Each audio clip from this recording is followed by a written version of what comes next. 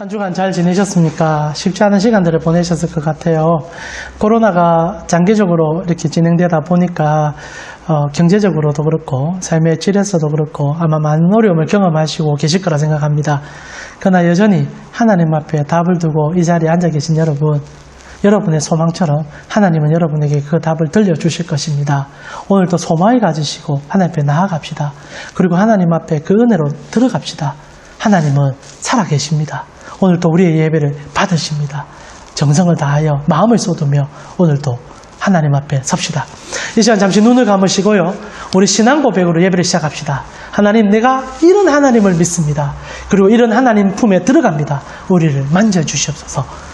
함께 우리의 신앙을 고백하겠습니다. 전능하사 천지를 만드신 하나님 아버지를 내가 믿사오며 그 외아들 우리 주 예수 그리스도를 믿사오니 이는 성령으로 잉태하사 동정녀 마리아에게 나시고 본디오 빌라도에게 고난을 받으사 십자가에 못 박혀 죽으시고 장사한 지 사흘 만에 죽은 자 가운데서 다시 살아나시며 하늘에 오르사 전능하신 하나님 우편에 앉아 계시다가 저리로서 산자와 죽은 자를 심판하러 오시리라. 성령을 믿사오며 거룩한 공회와 성도가 서로 교통하는 것과 죄를 사하여 주시는 것과 몸이 다시 사는 것과 영원히 사는 것을 믿사옵나이다. 아멘. 이 시간 우리 찬송가 91장으로 함께 찬양 드리겠습니다.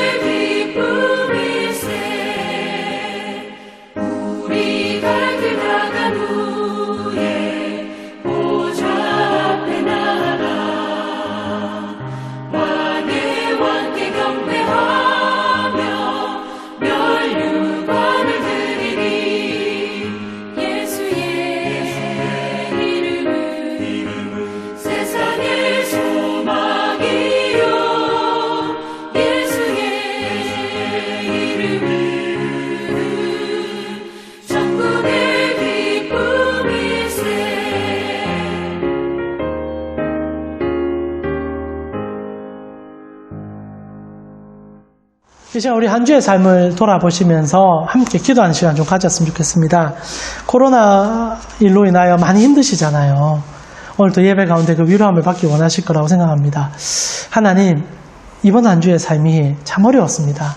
오늘 그렇지만 예배 가운데 섰사오니 우리를 다시 한번 만져주시고 말씀 속으로 이끌어주시고 하나님을 만남을 통하여 회복되는 귀한 시간 되게 해달라고 여러분 자신을 놓고요 기도함으로 예배로 들어갑시다. 함께 기도드리겠습니다. 주님 감사합니다. 오늘 우리 사랑하는 가온 식구들과 함께 영상으로 예배드리게 됩니다. 하나님 이번 한 주 아마 너무너무 힘든 삶을 살아주셨을 것 같습니다. 경제, 경기 다 어렵습니다. 공동체의 삶도 힘들어졌고 서로를 만나는 것도 불편한 시간들입니다. 그러나 그래도 하나님 앞에 나온 사랑하는 자녀들 주께서 기억하여 주시고 오늘도 하나님의 말씀을 들려주시고 하나님의 기쁨을 보여주시고 하나님의 놀라움을 나타내 주셔서 우리의 마음이 주님 때문에 회복되어질 수 있는 귀한 시간 되게 하여 주시옵소서. 주여 오늘도 주의 음성을 듣기 원합니다. 우리 가운데 말씀하신 하나님 때문에 가슴이 뛰는 귀한 시간 되게 하심을 믿사오며 살아계신 예수님의 이름으로 기도합니다. 아멘. 오늘 우리에게 주시는 하나님의 말씀은 마가복음 7장 24절에서 30절 말씀입니다. 마가복음 7장 24절에서 30절 말씀입니다. 신약성경 65페이지쯤 됩니다. 마가복음 7장 24절에서 30절 말씀. 우리 한 절씩 교독하고 마지막 30절은 다 함께 읽겠습니다. 예수께서 일어나사 거기를 떠나 두로 지방으로 가서 한 집에 들어가 아무도 모르게 하시려 하나 숨길 수 없더라. 이에 더러운 귀신 들린 어린 딸을 둔 한 여자가 예수의 소문을 듣고 곧 와서 그 발 아래에 엎드리니 그 여자는 헬라인이요 수로보닉의 족속이라 자기 딸에게서 귀신 쫓아내 주시기를 간구하거늘 예수께서 이르시되 자녀로 먼저 배불리 먹게 할지니 자녀의 떡을 취하여 개들에게 던짐이 마땅치 아니하니라. 여자가 대답하여 이르되 주여 옳소이다마는 상아래 개들도 아이들이 먹던 부스레기를 먹나이다. 예수께서 이르시되 이 말을 하였으니 돌아가라. 귀신이 내 딸에게서 나갔느니라 하시매 여자가 집에 돌아가 본즉 아이가 침상에 누웠고 귀신이 나갔더라. 아멘. 오늘 하나님 되심이라는 제목을 가지고 하나님 말씀 같이 나누도록 하겠습니다. 제가 대학교를 다닐 때 학교에 자판기가 참 많았습니다. 특히 100원을 넣으면 그 당시 때 한 100원 했던 것 같은데 요즘 뭐 얼마 정도 하는지 모르겠는데 자판기 커피 참 좋았어요. 그래서 이렇게 믹서 커피가 이래 나오지 않습니까? 그럼 한 잔씩 하고 공부하고도 했었습니다. 아마 여러분도 좀 몇 년 전에 이렇게 자판기를 많이 활용하셨을 것 같아요.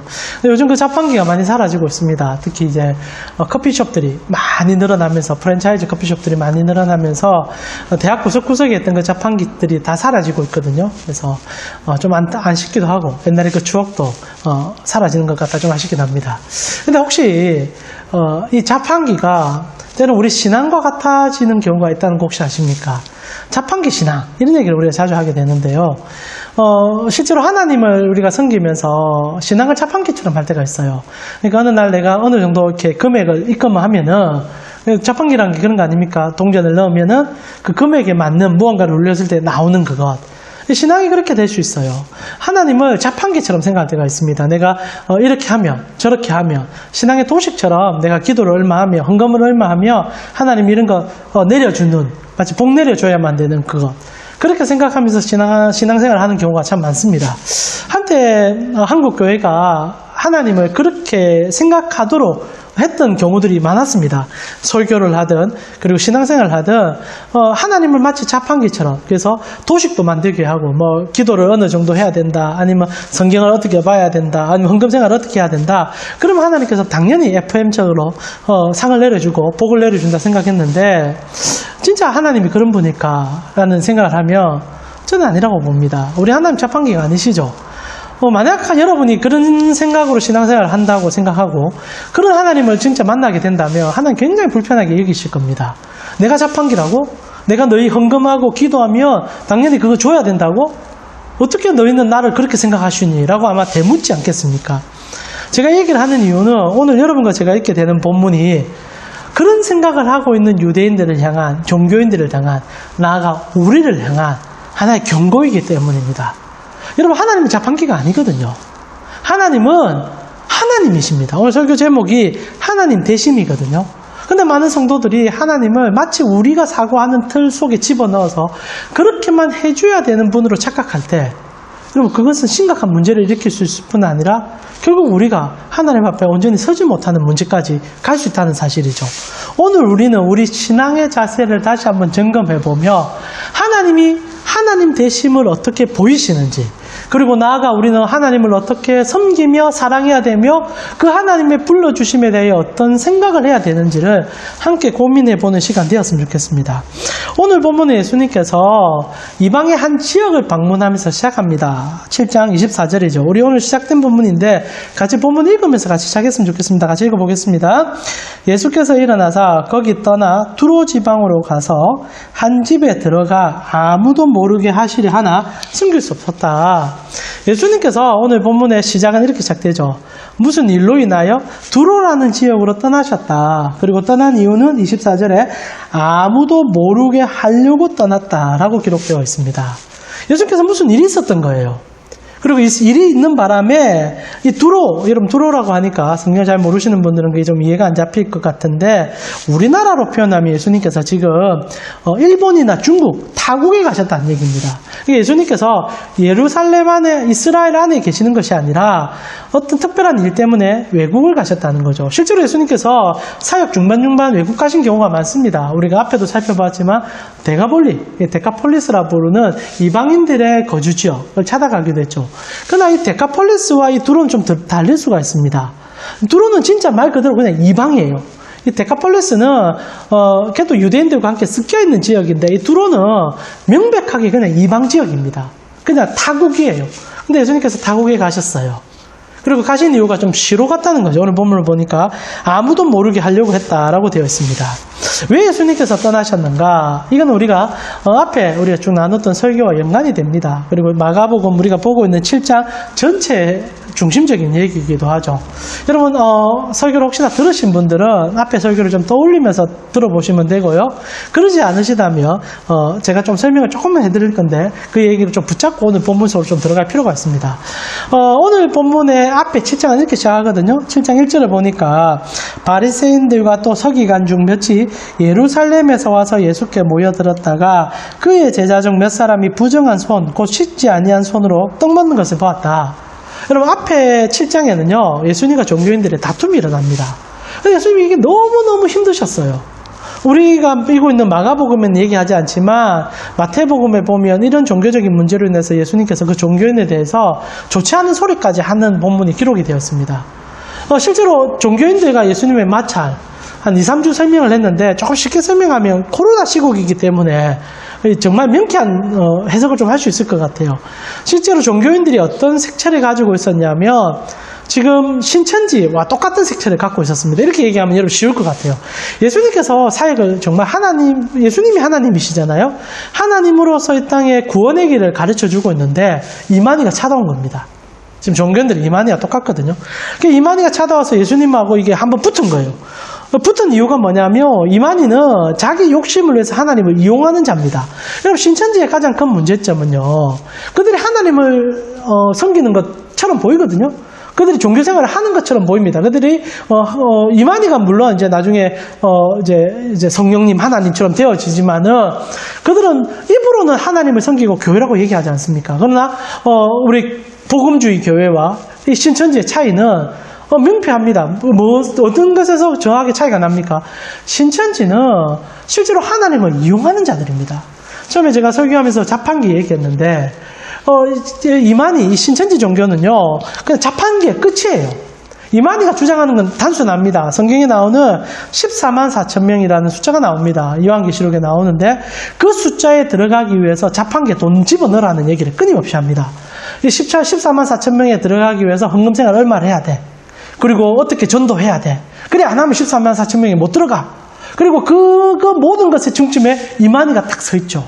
종교인들의 핵심은 그겁니다. 실제로 오늘 예수님을 찾아온 종교인들도 같은 색채를 갖고 있습니다. 종교 생활을 자판기 생활로 변화시켜서 그 자판기에 돈 집어넣어가지고 자기들이 제시하는 어떤 그 가치 안에 못 들어가며 온전하게 종교 생활을 하지 않는다라고 얘기하게 되는 거죠. 그러니까 우리가 지금 신천지 보면서 얼마나 불편합니까?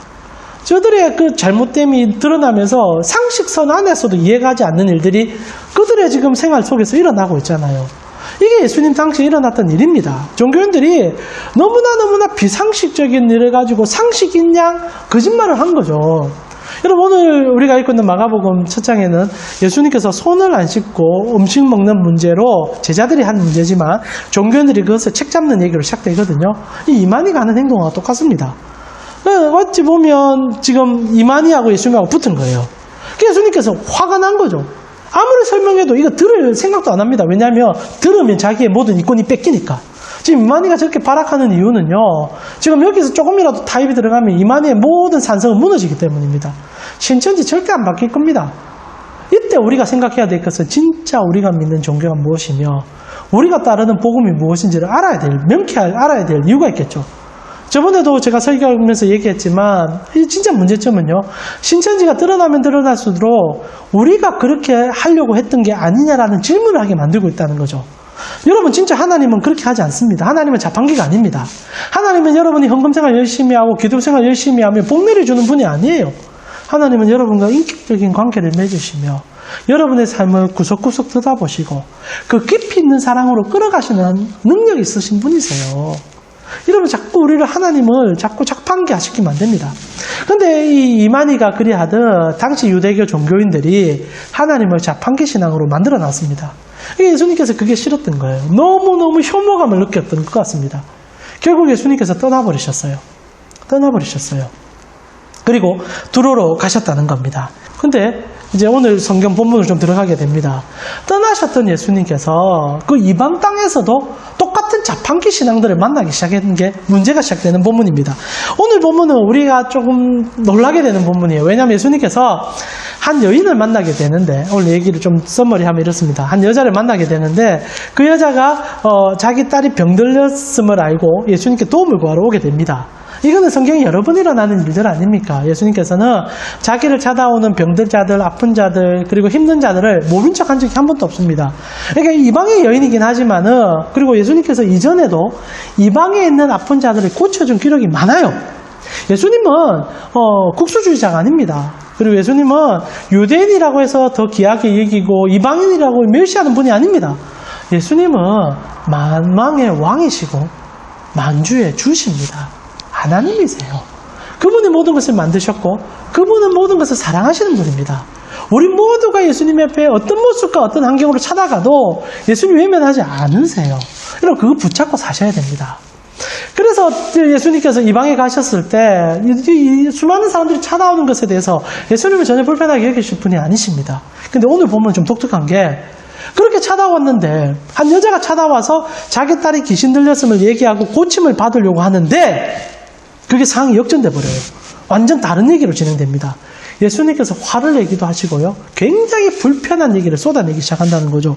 여러분, 27절입니다. 27절을 보니까 이렇게 기록이 되어 있어요. 예수께서 이르시되 자녀로 먼저 배불리 먹게 할지니 자녀의 떡을 취하여 개들에게 던짐이 마땅치 않다. 고쳐달라고 찾아왔는데, 그럼 그냥 예수님께서 나 못 고쳐줘 얘기하면 그걸로 끝날 수 있는 얘기인데, 예수님께서 굉장히 모멸적인 얘기를 합니다. 내가 왜 고쳐줘야 되는데? 너 유대인도 아니잖아. 너 이방인이잖아. 나는 내 것을 개들에게 안 줘. 이건 인신모독적인 얘기고 굉장히 인종차별적인 얘기가 분명합니다. 마치 예수님께서 하시진 않았을 것 같은 얘기가 오늘 본문에 기록되어 있는 거예요. 어떻게 이런 얘기가 나올 수 있냐는 겁니다. 근데 사랑하는 가운식구 여러분, 오늘 예수님께서 던지는 이 얘기가 실제로 우리가 어떤 신앙을 해야 될지, 어떤 가치로 살아야 될지에 대한 하나의 설명이기도 하다는 사실 붙잡을 필요가 있다는 거죠. 사랑하는 가운교회 성도님, 하나님 자판기 아니지 않습니까? 오늘 여자가 찾아왔습니다. 그리고 예수님께 고쳐주세요라고 부탁합니다. 그럼 질문할게요. 그럼 예수님 당연히 고쳐주는 게 맞는 겁니까? 여러분, 여기서부터 우리가 착각을 시작한 겁니다. 유대인들의 문제점도 그렇고요. 오늘날 우리가 신앙생활 하면서도 문제점이 무엇이냐면, 여러분이 어떤 형식이든 어떤 모습이든 상관없이 주님께 나와 여러분의 종교적인 생활들을 쭉 하면은 하나님은 당연히 자판기에서 그것을 토해내야 된다고 생각합니다. 그래서 토해내지 않으면요, 하나님을 욕하기도 하고 하나님 싫어하기도 하고 하나님 미워하기도 하죠. 이게 종교인들이었어요. 오늘 종교인들이 예수님 찾아와서 자기들이 생각하는 그 종교적 관점을 가지고 예수님에게 얘기하는 것은 자판기가 왜 아니냐라는 질문입니다. 왜 예수님은 자판기가 아니냐는 질문이에요. 자기들이 생각할 때 하나님은 자판기가 되어야만 합니다. 그래서 예수님 떠나버렸어요. 그런데 오늘 한 여자가 찾아와 또 하나님을 자판기처럼 여기는 겁니다. 고쳐주세요. 그 여인이 어떤 환경이든 그 상황이든 중요한 게 아니고 그 여자가 지금 예수님에게 요구할 때 당연하게 고침을 받을 수 있다는 생각 자체가 하나님은 자판기라고 생각하는 신앙이냐는 질문을 오늘 우리에게 도발적으로 하고 있는 거죠. 사랑하는 우리 가운교회 성도님 한번 물어볼게요. 여러분이 기도를 합니다. 그리고 여러분이 신앙생활을 합니다. 그러면 하나님이 100% 다 들어줘야 됩니까? 하나님이 당연히 들어줘야 되는 분이십니까? 저는 아니라고 생각합니다. 아니라고 생각해요. 하나님이 들어줄 이유도 없을 뿐 아니라 들어주는 것은 어찌 보면 은혜일 뿐이지 그것이 우리가 당연히 요구해야 될 요구사항은 아니라는 겁니다. 오늘 여러분 사실 오늘 본문에 이 여인이 자녀의 아픔을 가지고 예수님께 찾아옵니다. 그럼 예수님께서 고쳐주는 것은 어찌 보면 당연한 일일 수도 있는 것처럼 느껴질 수 있지만 실제로 이 여자가 이 자녀의 문제를 예수님께 가져올 때 이 자녀가 귀신 들린 문제가 누구 문제냐고 질문할 때 이거 하나님과 상관없는 문제가 될 수 있다는 거죠. 여러분 우리가 많은 기도를 합니다. 그리고 많은 신앙생활을 할 때 하나님 앞에 요구사항이 있습니다. 질문해보고 싶어요. 그것이 정말 하나님과 상관 있는 문제가 있습니까? 물론 여러분 오해는 안 하셨으면 좋겠어요. 여러분 아무리 하나님과 상관없는 문제일지라도 우리의 신앙과 우리의 고통의 문제를 외면하는 하나님은 아니십니다. 들어주세요. 그러나 여러분 생각을 해보시라는 겁니다. 하나님이 안 들어줄 수 있다는 생각을 해보신 적은 없으십니까? 여러분이 자판기에 동전을 넣어도 다른 게 나올 수 있다는 생각을 해보신 적은 없으십니까? 오늘 예수님께서 여자가 찾아왔어요. 고쳐주세요 했어요. 여러분 성경에서 예수님께서 다 고쳐주셨어요. 마치 공식화되어 있습니다. 근데 그 공식이 깨어져요. 예수님께서 불편하게 얘기합니다.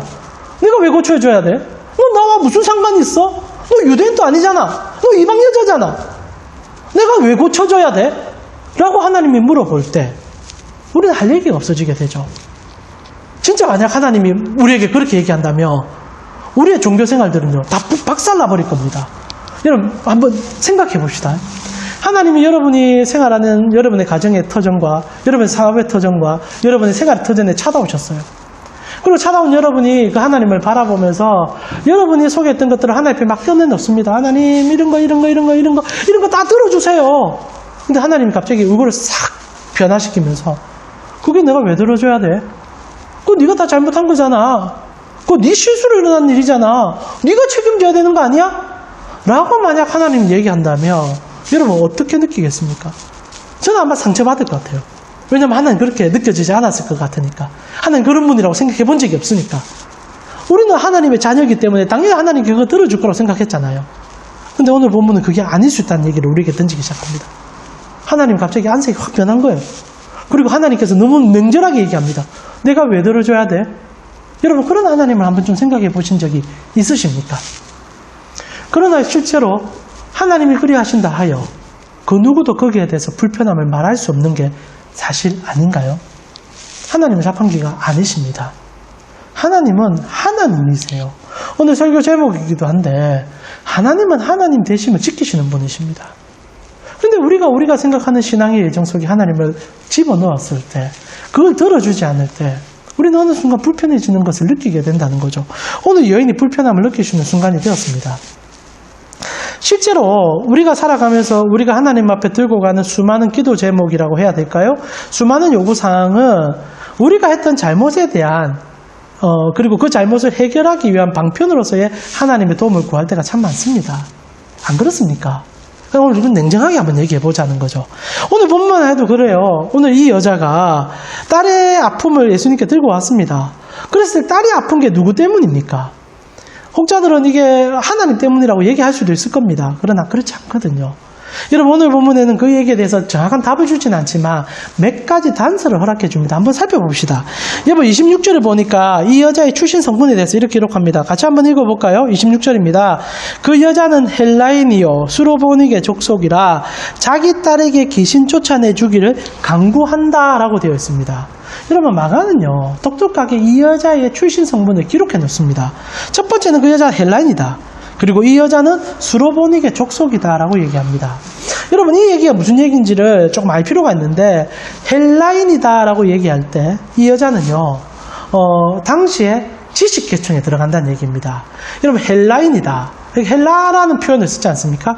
실제로 이 로마 제국 식민지 생활할 때였는데요. 유대인들이 로마의 문화는 헬라의 문화 속에 포함되어 있는 문화입니다.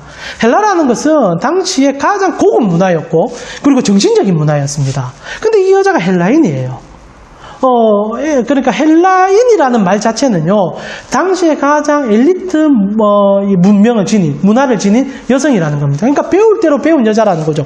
그리고 실제로 이 여자의 족속이라고 표현되어 있는 이 출신 성분은요, 수로보니게 여인이라고 되어 있습니다. 여러분, 수로보니게는 합성어인데요, 이 수리아와 페니키아의 합성어입니다. 당시에 물론 이제 로마가 온 세상을 지배할 때니까 수로보니에게 수리아와 페니키아도 망했습니다. 그러나 망했지만 이 수리아와 페니키아는 무역으로 단단하게 한몫 잡았던 족속들입니다. 그러니까 이 수로보니게라는 표현은요, 물론 나라가 망했습니다. 이스라엘도 망했지 않습니까? 이 로마의 식민 지배를 받고 있고, 이 수리아와 페니키아도 망했지만은 여전히 장사로서는, 물질로서는 어려움이 없는 사람이라는 거예요.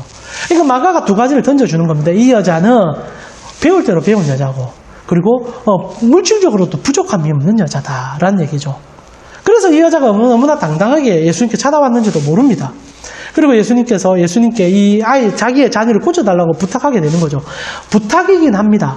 그러나 이때까지 우리가 예수님이 하셨던 일을 볼 때 언제나 당연히 고쳐줄 거라고 생각하고 찾아온 것도 사실일 겁니다. 그러나 실제로 문제점은 여기 있어요. 우리가 읽고 있는 마가복음은 얘기하지 않지만은 실제로 마태복음을 보게 되면요, 이 여자가 어떤 상황 속에서 무슨 문제로 찾아왔는지를 약간의 힌트를 줍니다. 제가 한번 읽어드릴게요. 나중에 이 여자가 이제 자기 딸이 고쳐지고 나자 예수님께서 이런 얘기를 하십니다. 마태복음 15장 28절입니다. 15장 28절. 제가 한번 읽어드리겠습니다. 눈으로 한번, 아니면 귀로 한번 들어보십시오. 마태복음 15장 28절인데요. 이에 예수께서 대답하여 이르시되, 여자여, 내 믿음이 크다. 내 소원대로 되리라. 여자의 소원대로 되었다고 얘기합니다. 그리고 그때부터 그의 딸이 낳았다고 얘기되어 있죠. 물론 이 사랑하는 딸이, 이 여인의 딸이 왜 귀신 들렸는지에 대해서 성경은 얘기하지 않습니다. 그러나 몇 가지 단서는 던져주고 있죠. 첫 번째, 이 여자는 헬라인이고 그리고 수로보니게 족속이라는 겁니다. 어느 정도 모든 것을 갖추고 있는 여자죠. 근데 이 여자의 소원이 있었다는 겁니다. 그리고 이 소원이 예수님 때문에 해결됐다는 거죠. 이 몇 가지 사항을 조합할 때 이 여자가 부유하고 그리고 모든 것을 가지고 있는데 그 딸이 병들었어요. 그것도 귀신이 들렸습니다. 이 귀신 들림이 물론 이제 오늘날에도 여전히 있는 문제지만 실제로 귀신 들림은 정신적인 질환도 같이 불러오지 않습니까? 그리고 영적으로 이렇게 공고함이 생길 때 귀신이 들리는 경우가 많습니다. 실제로 예수님께서 여자의 소원이 성취됐다고 얘기합니다. 실제로 이렇게 생각해 볼 수 있는 것 같아요. 물론 맞는 얘기가 아닐 수도 있지만은 이 여인이 자기가 가진 헬라의 가문과 그리고 자기가 가지고 있는 수로보니게 족속의 그런 위험으로 이 자녀를 키웠던 것 같습니다. 보통 명문 가문의 자녀들이 고통을 많이 당합니다. 오늘날도 그렇지 않습니까? 강남의 자녀들이, 한때 우리 스카이캐슬이라는 드라마도 히트쳤지만은 그 나오는 아이들이 다 정신병이 걸려있는 것처럼 묘사가 됩니다. 너무너무 고통스러워하잖아요. 상위 1%에 들어가기 위해서 어떤 행동이라도 하는 아이들, 결국 모든 정신상태가 붕괴되는 모습들, 그런 모습을 비추어두듯이 그럴 수 있는 상황이었다는 겁니다. 헬라인입니다. 수로보니게 족속입니다. 그리고 이 어머니는 그 딸을 키우는데 아마 모지게 키웠는지도 모릅니다. 자기 가문을 지키기 위해서, 어떤 환경을 지키기 위해서. 그리고 실제로 그것에 일어난 현상은 귀신 들림이었죠. 정신병의 일환이 일어난 것 같습니다. 그리고 고통 속에 이 여자가 던지게 된 거죠. 자, 질문하고 싶습니다. 이 아이가 병든 것이, 이 아이가 귀신 들린 것이 누구 때문입니까? 성경은 말하진 않지만은 많은 부분 어머니의 역할을 무시할 수 없었을 겁니다. 실제로 우리가 하나님 앞에 요구하는 많은 기도 응답은 실제로 우리가 잘못한 것이 많습니다. 근데 하나님께서 그것을 해결해 주길 바라죠. 그리고 해결받기 위해서 종교적인 행위들을 많이 할 때가 있습니다. 헌금을 더 많이 하는 거죠. 그리고 더 열심히 종교생활을 열심히 할 때가 있습니다. 그리고 하나님께 그거를 받아들이려고 하죠. 그러나 엄밀하게 이 문제와 이 문제는 다른 문제입니다. 이 문제와 이 문제는 연관성이 없어요. 이 여자가 이렇게 살은 문제로 인한 결과물을 하나님이 들어줄 이유는 없다는 겁니다. 여러분, 오늘 예수님께서 굉장히 불편한 얘기를 던져주시지 않습니까? 나는 나의 자녀들에게 줄 것을 개들에게 주진 않는다. 이건 어떻게 보면 하나님으로서 할 수 있는 얘기라고 생각합니다. 자, 잠시 우리 하나님에 대한 우리의 인식을 뒤집어 보았으면 좋겠습니다. 하나님은 전능하십니다. 그러면 피조물인 우리가 하나님 앞에 기도로서 무언가를 요구할 때 그 요구사항에 대하여 여러분 그 들어줌이 누구로부터 있습니까? 나로부터 있습니까? 아니면 하나님으로부터 있습니까? 여러분 신앙은요, 하나님으로부터 있음을 인정함으로부터 시작합니다. 여러분 하나님이 당연히 들어주는 건 없어요. 여러분 이 땅에 당연한 것은 없습니다. 하나님도 당연한 것은 아니에요. 근데 어느 순간부터 세상 모든 것은 당연하지 않으면서 하나님만 당연하다고 생각하는 것이 우리 모습이 아니었습니까? 결국 그 당연함을 이용하는 자들이 종교인이었고, 오늘 이 여인도 어떻게 보면 그 종교심을 가지고 예수님을 찾아왔는지 모릅니다. 예수님에게 자기가 할 수 있는 종교적인 행위를 하면 당연히 자기의 자녀가 고침받을 수 있다 생각한 것 같습니다. 그리고 너무나 당연하게 그것을 요구할 수 있는 거죠. 저는 오늘날 교회가 이기에 이 늪에 빠져있다 생각합니다. 여러분 하나님됨을 인정하지 않는 교회들이 참 많습니다. 내가 하는 종교적인 생활 속에서 그것으로 하나님을 평가하고 판단하고 교회를 판단하는 경우가 얼마나 많습니까? 그리고 그것이 들어지지 않을 때, 그리고 그것이 내 안에 비춰지지 않을 때 우리는 너무나 쉽게 교회 안에서 내 소리를 내기도 합니다. 이게 문제점 아닙니까? 신천지를 욕합니다. 신천지는 실제 하나님을 전혀 모르는 자들이죠. 그런데도 그들은 하나님의 그 이름 속에 숨어있는 자들 아닙니까? 근데 우리가 신앙생활 하면서도 하나님을 자판기 안에 집어넣으려고 할 때가 참 많다는 거죠. 오늘 보면은 그 얘기하는 겁니다. 사랑하는 우리 가운식구 여러분, 하나님은 자판기 속에 계신 분이 아니십니다. 하나님은 자판기 속에 계시는 분이 아니십니다. 오히려 우리가 하나님을 자판기에 넣으려는 순간 우리는 하나님을 경홀히 여기며 만홀히 여기며 정말 흉악한 죄를 짓고 있는지도 모릅니다. 오늘 하나님께서 그런 그들을 보고 떠나지 않습니까? 여러분, 우리의 신앙이 그렇게 가서는 안 된다는 거죠. 근데 오늘 본문은요, 정말로 우리의 신앙이 어디로 가야 될지를 정확하게 보여줍니다. 왜냐하면 이 여인의 고백을 통하여서죠. 어떻게 보면 예수님께서 이 고백이 나올 줄 알고 이 여인을 만나셨던 것이 사실일 겁니다. 그리고 이 여인의 고백을 통하여 우리에게 가르쳐주고 싶은 것이 하나인 거죠. 하나님 대신.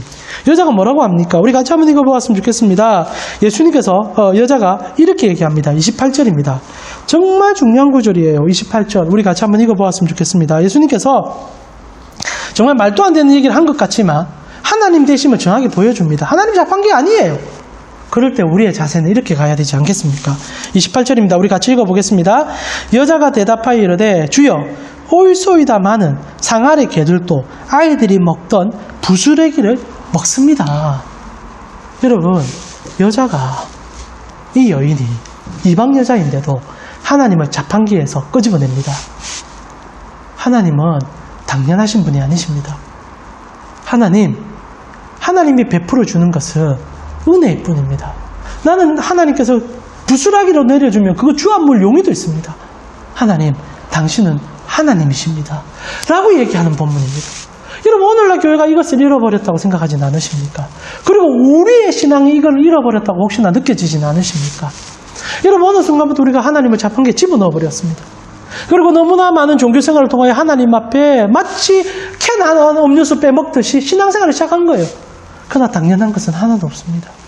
여러분, 하나님이 여러분을 오늘 또 살려주시고 여러분이 이 자리에 서서 예배드릴 수 있는 것은요, 은혜 아닙니까? 은혜 아닙니까? 여러분이 구원받은 것이 당연한 것입니까? 아니지 않습니까? 여러분이 구원받기 위하여 하나님께서 하신 일은 여러분의 상상을 뛰어넘는 일이었습니다.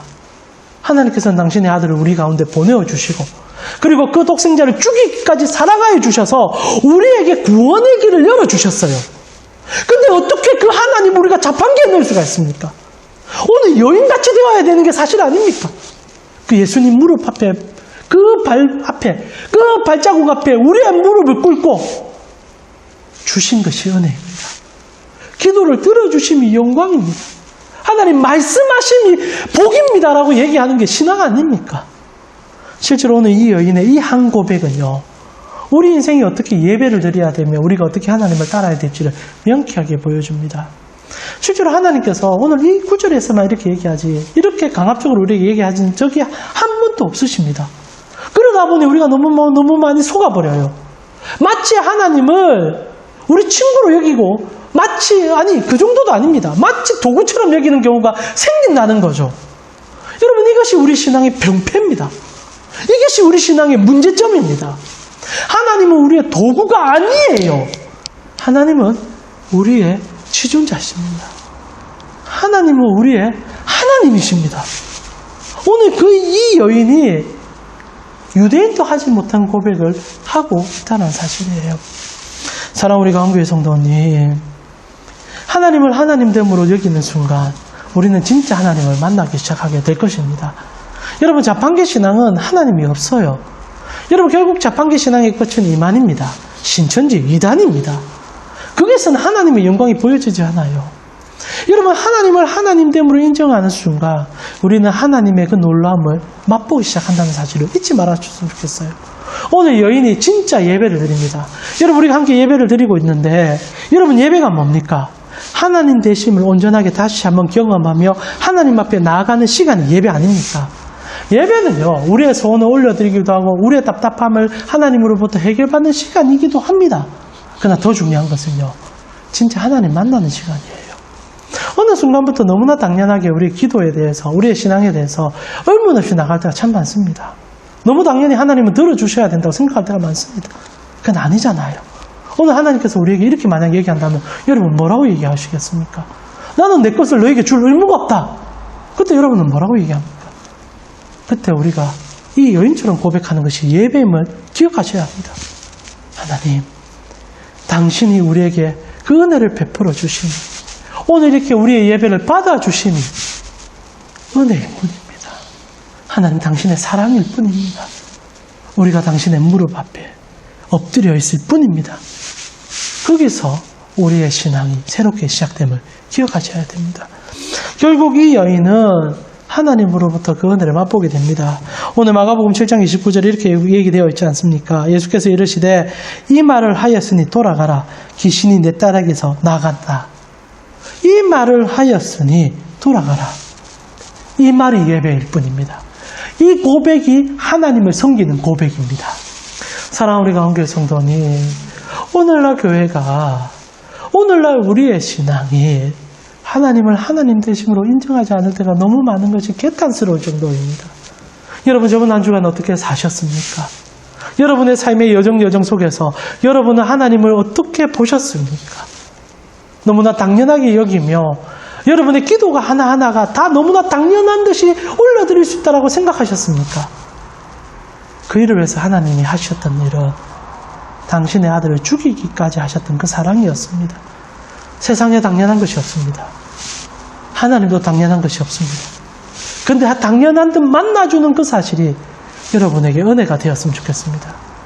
사랑하는 우리 강교회 성도님, 이번 한 주는 여러분의 신앙이 조금은 달라졌으면 좋겠습니다. 당연히 기도하셔도 됩니다. 그리고 하나님은 여러분의 기도에 여전히 귀를 기울여 주실 것입니다. 그러나 그 마음의 중심추가 달라지기를 기도합니다. 하나님은 자판기가 아니십니다. 하나님은 여전히 전능하십니다. 전능하신 분이 여러분의 기도를 들어주심이 여러분에게 가장 큰 은혜가 되셨으면 좋겠습니다. 여러분에게 가장 큰 기쁨이 되셨으면 좋겠습니다. 하나님을 하나님 되심으로 나아갈 때 이 땅에서 하나님의 어떠하심이 여러분 삶에 분명히 보이게 될 것입니다. 사랑하는 우리 강교회 성도님, 여러분에게 신앙이 어떻게 가고 있는지를 체크하는 한 주가 되었으면 좋겠어요. 코로나 사태로 인하여 우리의 신앙이 너무나 민낯으로 드러나는 경우들이 참 많습니다. 하나님은 하나님이십니다. 하나님은 당신의 그 권세와 그 영광을 빼앗기시는 분이 아니십니다. 이번 한 주요, 정말 하나님을 하나님 되심으로 모실 수 있는 여러분이 되었으면 좋겠습니다. 그래서 하나님이 베풀어 주는 그 은혜가 은혜인 줄 알고 그것으로 기뻐해 주는 여러분이 되셨으면 좋겠습니다. 그것이 신앙의 힘이에요. 그것이 정말 그리스도인들이 가질 수 있는 영광입니다. 여러분, 이번 한 주는요, 하나님을 온전히 높여드리는, 그래서 높여주신 하나님의 영광을 여러분이 바라보며 그 하나님의 영광 때문에 기뻐할 수 있는 여러분의 삶 되기를 축원드립니다. 이 시간 우리 함께 찬양 드리면서 그 하나님의 하나님 되심을 가지고 살아가는 한 주 되게 해달라고 찬양했으면 좋겠습니다. 찬송가 96장입니다. 찬송가 96장입니다.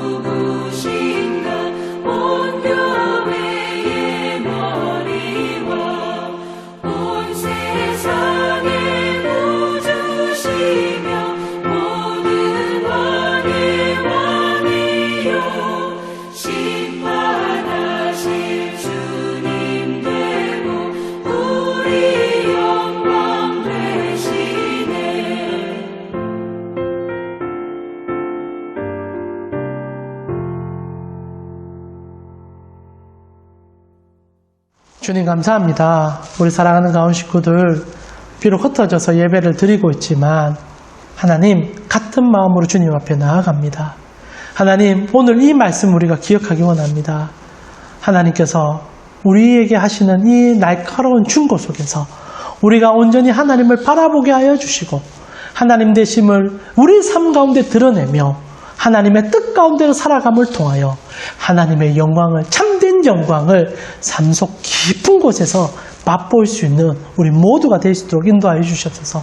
정말 힘든 시국을 우리가 보내고 있습니다. 코로나 문제도 주님 속히 해결하여 주시고 우리 가온교회도 주님의 그 놀라운 속길 가운데 이끌어 주시며 여전히 힘든 삶 가운데 지쳐있는 우리 가온 식구들도 주님께서 긍휼의 손을 베풀어 주사 이번 한 주가 주님 때문에 새 힘을 얻을 수 있도록 인도하여 주시옵소서.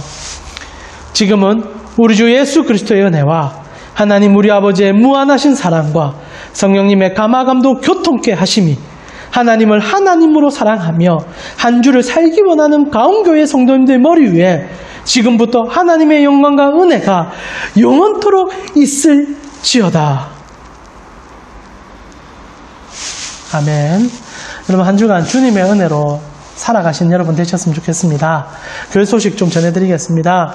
코로나 사태가 조금 더 길어질 것 같습니다. 그래서 저희 교회도 4월 초쯤까지는 상황을 좀 더 주의 깊게 지켜보고요. 학교가 개학하는 시점에 맞추어서 이 공동체를 다시 오픈하려고 합니다. 그때까지 여러분 믿음을 지키시고요. 정말 오늘 설교의 내용을 한 번 더 붙잡아 주시고 여러분의 있는 가정에서 하나님 되심을 드러낼 수 있는 여러분 되셨으면 좋겠습니다. 아울러 저희가 수요일 날 요한계시록 강의를 올려드리고 있습니다. 좀 부탁드리고 싶습니다. 강의를 좀 보셨으면 좋겠고요. 보신 사람 숫자가 나오거든요. 그러니까 너무 적게 보고 계세요. 좀 보셨으면 좋겠고 그러면서 이번 기회에 또 말씀의 증진도 일어날 수 있는 여러분 되셨으면 좋겠습니다. 한 주간 승리하시고요. 주님 말씀 속에 깊이 들어가서 주님을 진짜 느끼는 여러분 되기를 한 주 동안 또 중보하며 기도하도록 하겠습니다. 여러분 곧 뵙기를 기도합니다.